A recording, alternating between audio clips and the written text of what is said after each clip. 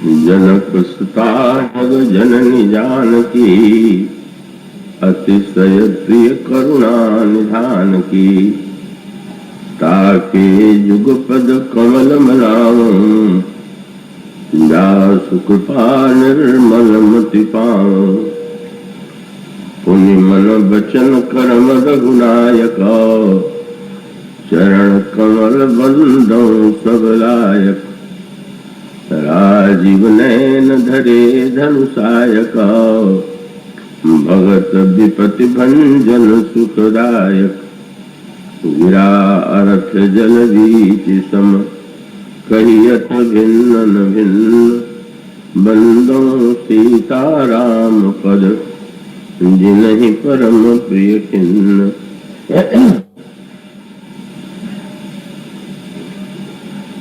प्रभु श्री रामभद्र और करुणामयी वात्सल्यमयी जगत जननी सीता जी के कृपा से पुनः इस वर्ष यह अवसर मिला है कि जब संगीत कला मंदिर ट्रस्ट संगीत कला मंदिर के तत्वावधान में भगवत चरित्र की चर्चा का सुयोग बना। अभी श्री मंत्री जी ने स्मरण दिलाया, यह 35वां वर्ष है। मैंने तो वर्ष गिनना ही बंद कर दिया है, और इस दृष्टि से कि बार बार दोहराने पर कहीं नजर न लग जाए, ऐसा हम लोगों के यहाँ एक धारणा रहती है। पर यह तो प्रभु की बड़ी महती अनुकंपा है कि उन्होंने यह धन्यता हम सभी लोगों को प्रदान की। और आप सब लोगों की जो उपस्थिति है, आपकी श्रद्धा, आपकी भावना, वो तो उत्साहित करती ही है, आनंदित करती है। और इस संस्था के जो मूल स्थापक हैं हमारे श्री बसंत कुमार जी बिरला, सौजन्यमयी डॉक्टर श्रीमती सरला बिरला, एक विशेषण जुड़ गया है तो बड़ी प्रसन्नता। तो वो दोनों यहाँ उपस्थित हैं, तो वो रहते हैं तो और भी अच्छा लगता है। तो आइए, यह जो प्रभु के द्वारा एक सहयोग मिला है, उसका हम लोग अधिक से अधिक सदुपयोग करें। प्रसंग इस बार चुना गया है जगत जननी सीता। अभी आपके सामने जो चौपाइयां पढ़ी गई हैं, वह उस प्रसंग की है जहां पर गोस्वामी जी भक्तों की वंदना करते हैं और सबसे अंत में श्री सीता जी और भगवान राम की वंदना करते हैं। तो श्री सीता जी की वंदना करते हुए जो उन्होंने पंक्तियां लिखी, उनका सरल सा अर्थ है, जो महाराज श्री जनक की पुत्री है, जगत जननी है और करुणा निधान श्री राम की अतिशय प्रिया है, उन श्री सीता जी के चरण कमलों की मैं वंदना करता हूं, जिनकी कृपा से निर्मल बुद्धि प्राप्त होती। और उसके पश्चात भगवान श्री राम की वंदना करते हुए वे कहते हैं कि मैं मन वचन कर्म से उन प्रभु की वंदना करता हूं कि जिनमें समस्त गुणगण विद्यमान, और वे प्रभु धनुष बाण धारण करते हुए भक्तों की विपत्ति का हरण करते रहते हैं। मैं उन चरणों के प्रति अपना अभिवादन प्रणति निवेदन करता हूं। और इस तरह से इन दोनों की पृथक पृथक वंदना करने के बाद फिर उन्होंने दोनों की संयुक्त वंदना की। तो पहले अलग अलग वंदना की गई और बाद में गोस्वामी जी उसे एक दार्शनिक रूप देते हुए कहते हैं कि जैसे वाणी और अर्थ ये दो अलग अलग शब्द हैं, पर व्यक्ति यह जानता है कि वाणी और अर्थ में रंच मात्र कोई भेद नहीं। और इसी प्रकार से जल और वीची, तरंग में जो जल में उठती है उन्हें वीची कहते हैं। तो जल और वीची भले ही शब्द के रूप में भिन्न हो, पर उन दोनों में रंच मात्र कोई भेद नहीं। इस तरह से भिन्न प्रतीत होते हुए भी जो तत्वता अभिन्न है, उन प्रभु को मैं प्रणाम करता हूं उनके चरणों में, और जिन्हें दीन जन अत्यंत प्रिय है। तो ये जो पंक्ति है का इसमें दार्शनिक तत्व भी है, भावनात्मक पक्ष भी है, और जहां तक चरित्र का संबंध है, चरित्र का तो विस्तृत स्वरूप श्री रामचरितमानस में है ही। तो इस आइए थोड़ा इसकी पृष्ठभूमि में दृष्टि डालें। इन दोनों शब्दों में जो प्रारंभ में इस पंक्ति में आपको मिलेंगे, उसमें एक विरोधाभास है, और वो विरोधाभास है, प्रारंभ में कहा गया कि वह महाराज श्री जनक की पुत्री, और उसके साथ तुरंत दूसरा शब्द कह दिया गया जो सारे संसार की सृष्टि की जननी। तो एक और वो महाराज श्री जनक की पुत्री है, और दूसरी ओर वो जगत जननी है। इसमें एक विरोधाभास सा प्रतीत होता है। और उसके साथ साथ इस वंदना में एक क्रम भंग भी। क्रम भंग का तात्पर्य है कि जब ये कहा गया कि महाराज श्री जनक की वे पुत्री हैं, तो उसके बाद जैसे कि क्रम की दृष्टि से जीवन में भी जैसा दिखाई देता है कि जब एक परिचय देंगे तो परिचय देने में कन्या के रूप में, और कन्या विवाहिता हो जाती है तो का जो पति और पत्नी के रूप में उनका परिचय दिया जाता है। और जब पुत्र उत्पन्न हो जाते हैं तो पुत्र की मां कह करके, पुत्र का नाम लेकर के उनकी मां कह करके वंदना की जाती है, परिचय दिया जाता है। गोस्वामी जी ने पार्वती जी की वंदना में इसी क्रम का निर्वाह किया। उन्होंने कहा, जय जय गिरिवर राज किशोरी, आप महाराज हिमांचल की पुत्री हैं। और उसके साथ साथ दूसरा वाक्य यही है, जय महेश मुख चंद्र चकोरी, आप भगवान शंकर के मुख चंद्र की चकोरी हैं। और फिर अगला है, जय गज बदन खड़ानन माता, आप गणेश और स्वामी कार्तिक की माता हैं। तो क्रम तो यही उपयुक्त प्रतीत होता है, पर जब गोस्वामी जी ने वंदना की तो क्रम उलट दिया।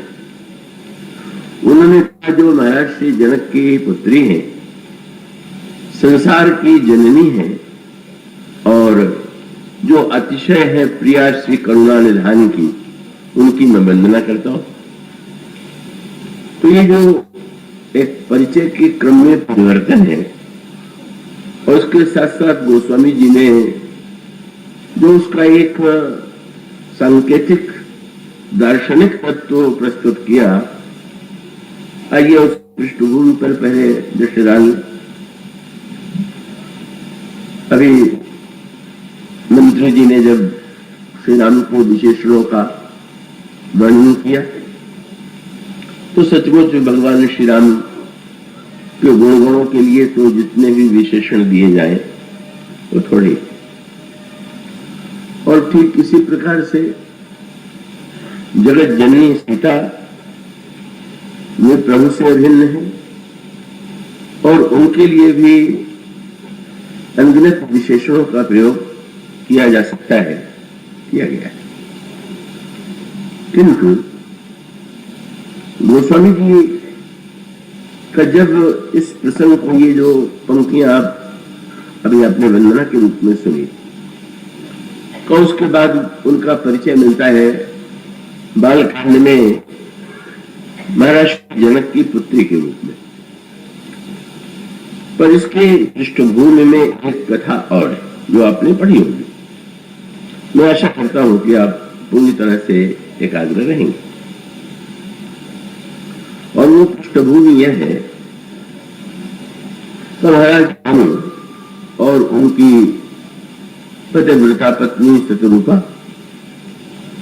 जब महाराज के मनोवृद्ध होते हैं तो उन्हें ऐसा लगता है कि भले ही उन्होंने जीवन में धर्म का पालन किया हो, कर्तव्य कर्म का पालन किया हो, लेकिन अभी जीवन का जो चरम लक्ष्य है वो मैंने नहीं पाया।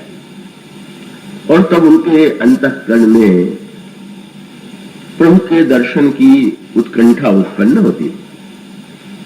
राज्य वे पुत्र को दे देते हैं और शतरूपा जी के साथ वे तपस्या और साधना के लिए नैमिषारण्य जाते हैं। नैमिषारण्य में उन्होंने गोमती नदी में स्नान किया, मुनियों के आश्रमों में रह करके पुराण श्रवण कथा श्रवण किया और उसके पश्चात उन्होंने दीक्षा लेकर के मंत्र जप प्रारंभ किया और उनकी साधना निरंतर अग्रसर होती गई। वो उनकी जो तपस्या थी वो अत्यंत ऐसी कठिन कि जिसको पढ़ करके ही व्यक्ति आतंकित हो जाए। पहले वो अन्न का परित्याग करके कन्न मूल फल लेते हैं, फिर कन्न मूल फल का भी परित्याग करके केवल जल लेते हैं, फिर जल के पश्चात जल को छोड़ करके वायु लेते हैं, फिर वायु का भी परित्याग कर देते हैं।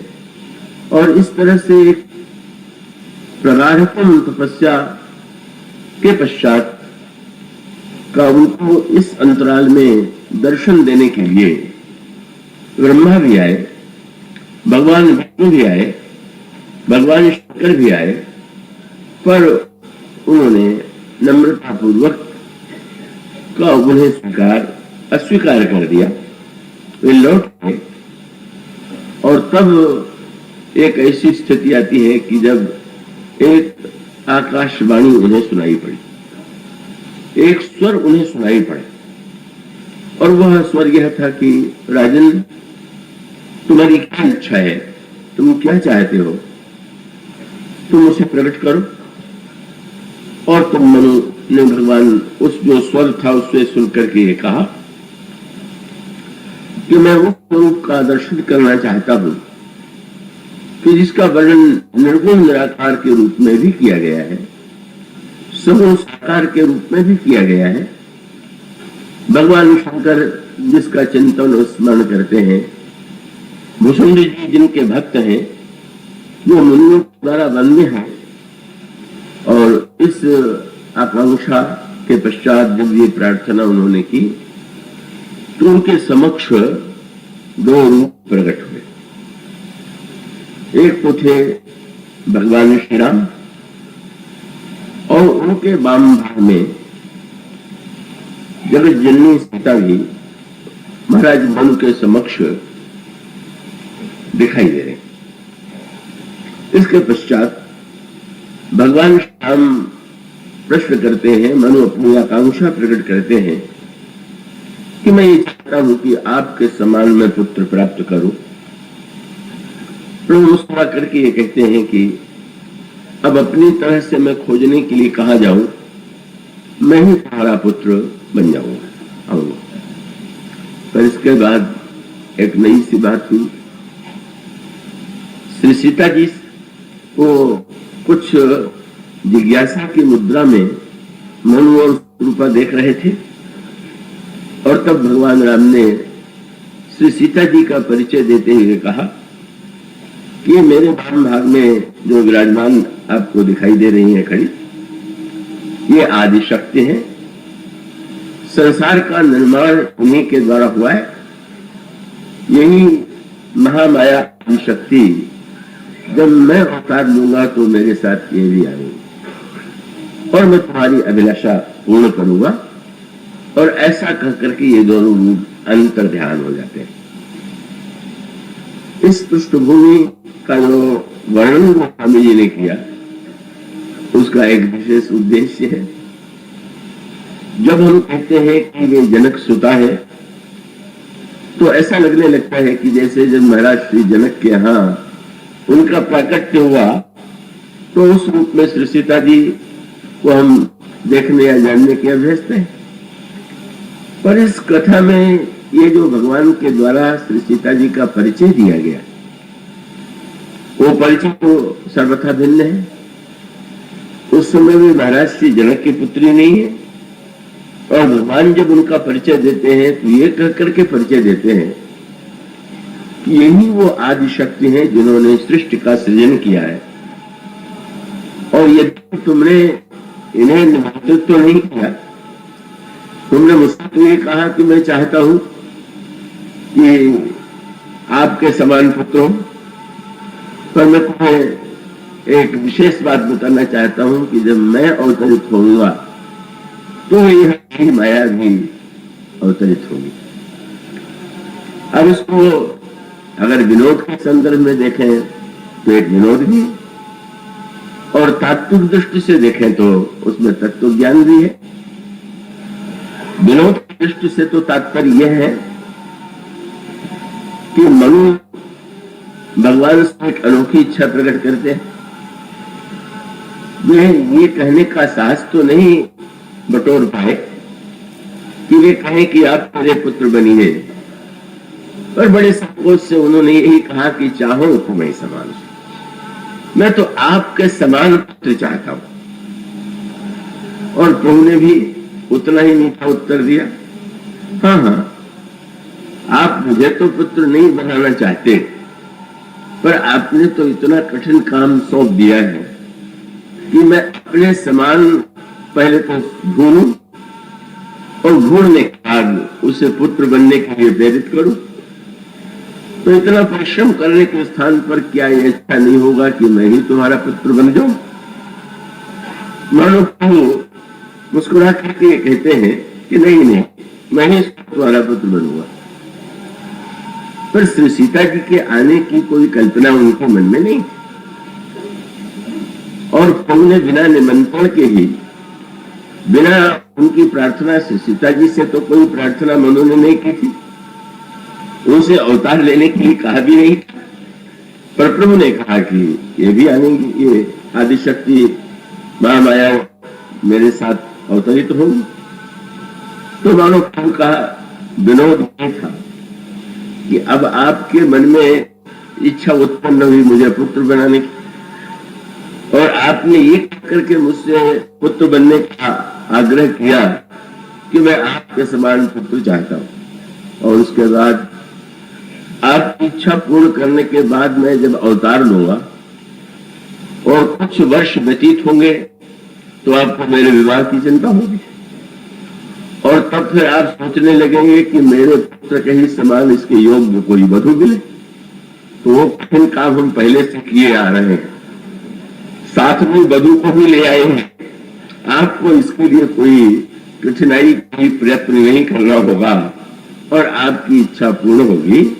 मैं आऊंगा, मेरे साथ यही आएंगी और आपकी अभिलाषा है, इसके द्वारा दोनों की अभिलाषा पूरी होगी।